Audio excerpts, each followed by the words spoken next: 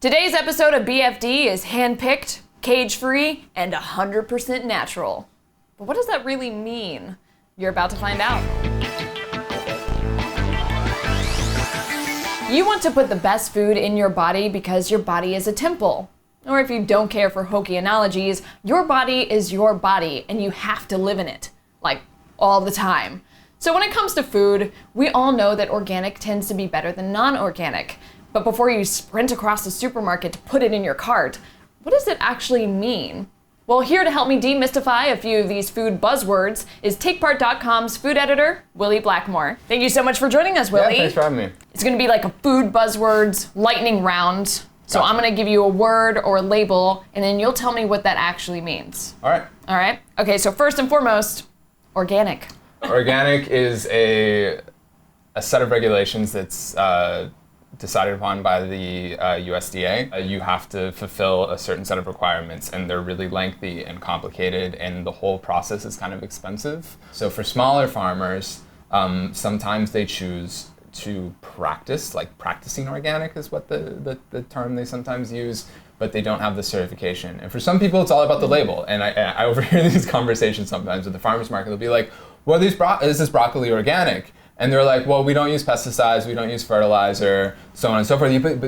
But is it organic? Like, organic is one thing. That it means one thing, it's defined by one thing, and it's really, really much more complicated than that. Up next, grass-fed.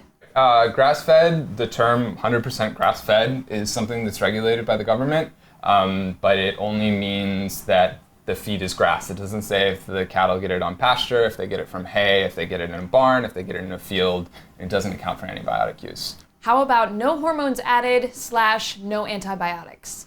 You aren't allowed to use hormones in raising poultry or hogs at all. So if you're buying something that has that label on it and it's costing more money, the one that doesn't have that label on it doesn't have hormones in it either. In terms of antibiotics, if it says no antibiotics administered, that's something that's regulated. If it says antibiotic free, that's kind of meaningless because the USDA says that it's unprovable. Alrighty, how about wild caught? Wild caught sometimes is wonderful for certain species, but then if you have like wild caught Patagonia toothfish or wild caught bluefin tuna, if you're eating bluefin tuna, you're eating what is essentially an endangered species. So if it's wild caught, it's really terrible that you're eating it. So this is when you hear a lot, fair trade. It's essentially something that says that these people are paid a fair wage when you're working in the fields, that they're getting their fair share. You know, there's these issues that you hear about with chocolate of basically like child slave labor in cacao plantations, and you don't want that.